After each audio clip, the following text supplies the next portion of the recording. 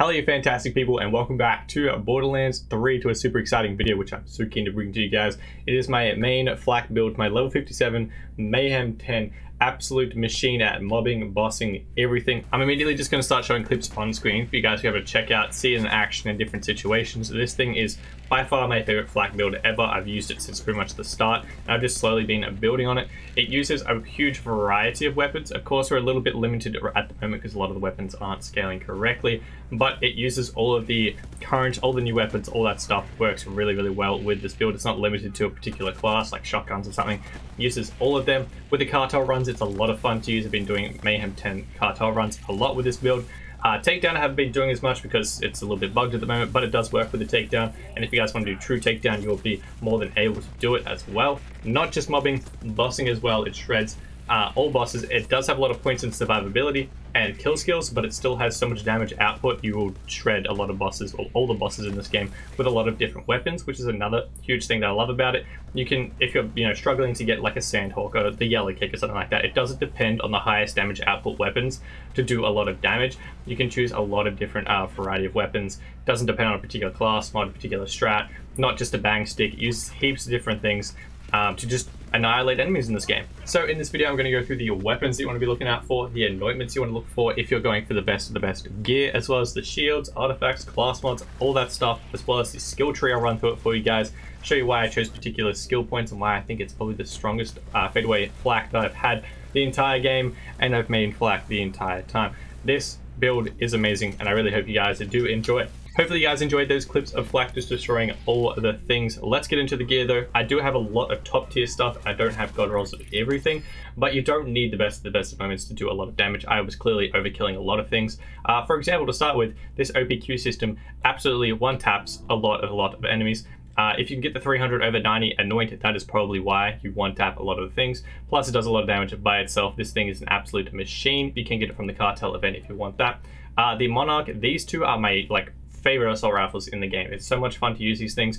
You can get a ×4 as standard. If you can get the 300 over 90, it's going to do a lot of damage, but not necessary whatsoever. If you can get a ×8 elemental, non-elemental with an anointment or not, it doesn't really matter. It shreds like crazy. If I got a 300 over 90 on the ×8, the amount of damage output would be just disgusting. So if you guys can get that, drop some kilovolt, would highly recommend going for it. I'm still going to go for it, and I'll try and get it into the next build. The Sandhawk, of course, absolute machine. I've talked about the Sandhawk a few times on my channel. This thing, if you can get the 200% all ASAs active, 100% ASC, consecutive hits, anything like that, top tier annoyance is going to just do crazy amounts of work. The Chaosin, I believe is how you're supposed to pronounce it. If you get one of these with some high damage, they're super annoying. Lots of different variants with this to get a good one to drop. But I managed to get 100% ASC, and that one does crazy amounts of damage. Would recommend that for mobbing as well. The Reflux is a new shotgun, which I highly rate. If you can get the consecutive hits on it, 100% AC, 200% ASA, anything like that. If you can get a redundant version, it gets 14 pellets. More pellets means more damage and a lot of other things that are good for flak. Would recommend that if you can get it from Genevieve.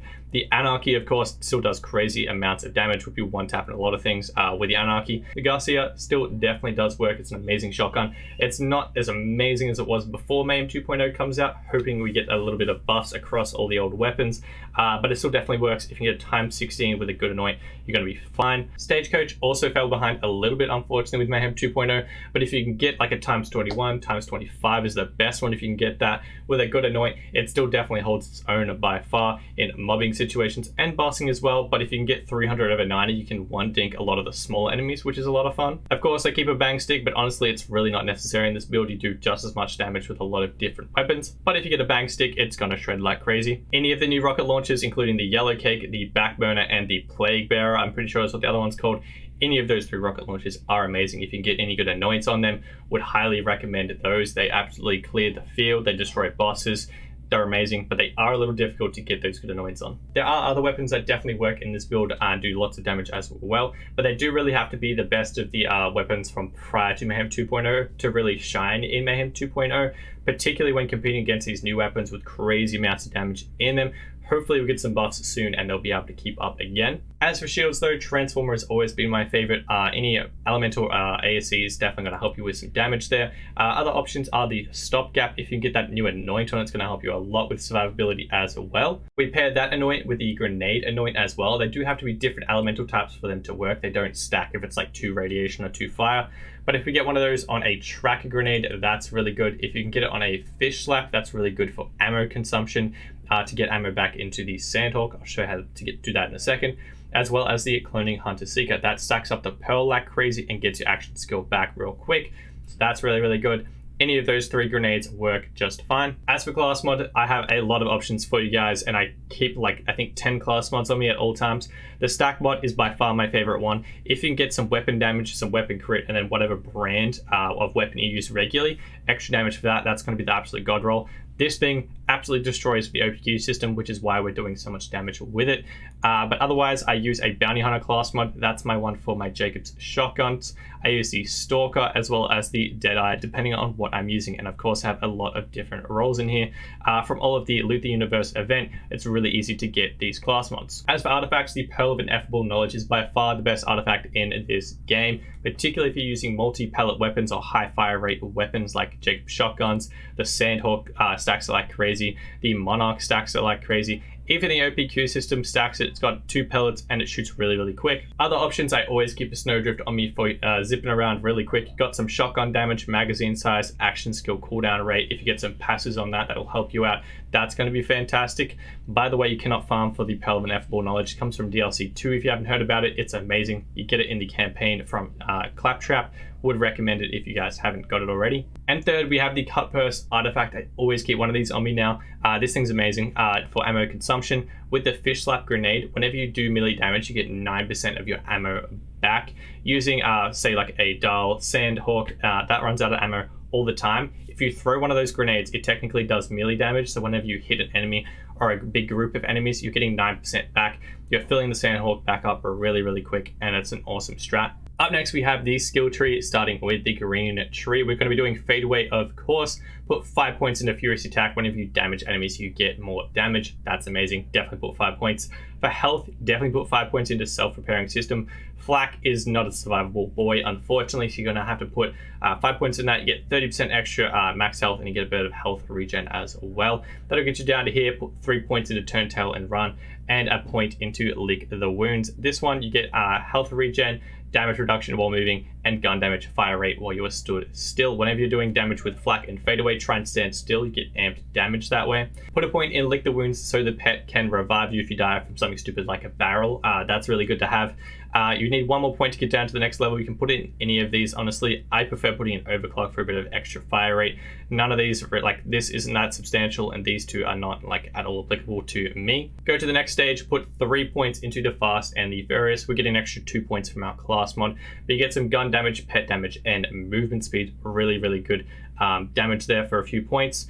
Put 2 points or 5 points into Hidden Machine, up to you. If you guys need more health, I put 5 points into Rage and Recover because I want Flak to be surviving as long as possible all the time, because he does die a lot, unfortunately, because he's Flak, he doesn't have too much health. I put 5 points in there for some chunky health regen. 8% per second of health is really, really good. That'll get you down to the Power Inside. This thing, 25% extra damage whenever you go into Fade Away. If you go into Fade Away when you have full health, you'll get double that. 50% extra gun damage is really, really good. As for augments, I actually switch back and forth from Gorillas in the Mist and Not My Circus regularly. I probably use Gorillas in the Mist a little bit more now due to the 200% ASA Anoint, which is really, really good. And then, of course, Unblinking Eye for the consecutive hits, crit damage. Always use Unblinking Eye. As for Blue Tree, I always put 3 points into Persistent Hunter. Getting that extra 45% action skill duration is really, really good for Gorillas in the Mist Fade Away particularly. Gun damage of 12% is also really nice to have as a little bonus. Up next, we have our Red Tree. This one is a great tree for kill skills and just amping our damage like crazy. Put 3 points into Leave No Trace to start with. Whenever you hit a crit hit, you'll get an ammo back into your magazine at 36% of the time, which is really, really good. It means you won't have to reload as often, and you'll be putting out more damage because you're not wasting time reloading. Definitely put it in there. Put 5 points into Interplanetary Stalker. Really good kill skill for damage there. put 5 points into it, definitely. Head count is really good. It's currently bugged for rack attack, but for fadeaway, apparently it is fine. I've definitely noticed no bugs with it myself using fadeaway. Definitely put 3 points in there. Hitting a crit hit, it gets your action skill cooldown reduced like crazy. Would recommend that one. 5 points into Hunter's Eye. You get increased bonuses to humans for crit damage, armor damage for robots, and damage reduction for beasts.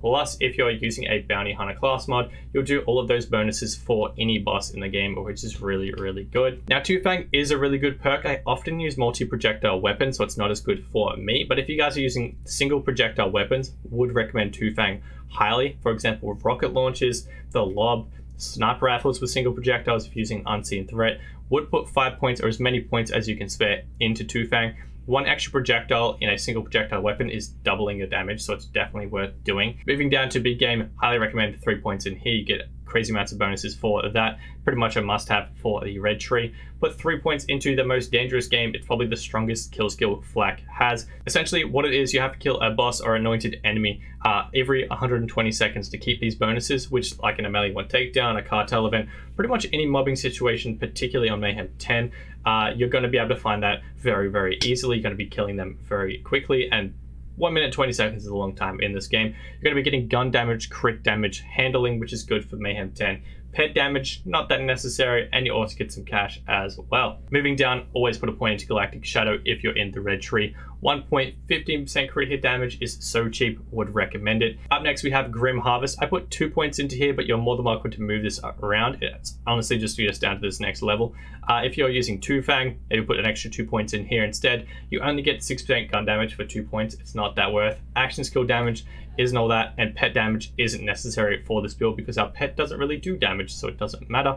Otherwise, you can put it into reload speed if you want, but essentially it just gets you down to Mega Vor.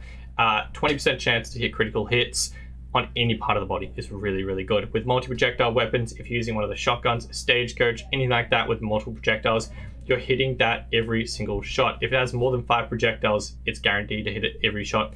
That's getting your action skill back faster via this. It's Leave No Trace when you're not in a fadeaway. It's a great perk. Now, as for pet, I always use the Gunslinger Jabba. He seems to survive the most. Even though he's really annoying, he is the most survivable in most situations. For example, in the melee 1 takedown, he doesn't get curb stomped as much by Wotan because he stands back and shoots rather than running in and trying to melee and then just getting his head kicked in. So I would recommend the Gunslinger Jabba. Plus, you get 5% extra crit damage, which is good, and some movement speed is always good with FL4K. Otherwise, if you guys are using elemental weapons regularly, a Spider Ant Scorcher is really good. 10% extra elemental damage and a little bit more health regen is really good to have. But yeah, that is everything for my FL4K fadeaway level 57 Mayhem 10, my main FL4K build. I hope you guys found this video helpful or enjoyable. If you did, don't forget to smash subscribe down below. If you hit that bell, YouTube will notify you for whenever I post a video. If you want to help me out even more, you could like and share the video. That'll help the channel grow even more, and I'd really, really appreciate it. If you guys want to come check us out over on Twitch, I live stream pretty much every single day over there. It's linked in the description and down below. Or you can just search CodeMBQ on Twitch. I live stream just after I post my YouTube videos, so I'm going to be live streaming tonight. And we're going to be going for some of the old weapons, trying to get some god rolls, see if we can make some new builds. And we're going to be using this build to do it. So if you guys want to check it out, I'll be live streaming over there. Feel free to come check it out. It's usually just a fun time hanging out with people that like Borderlands and just getting up to some random shenanigans in Borderlands. And yeah, other than that, I hope you guys have a fantastic day. I shall see you guys in the next video and I'll live stream. Till then, adios.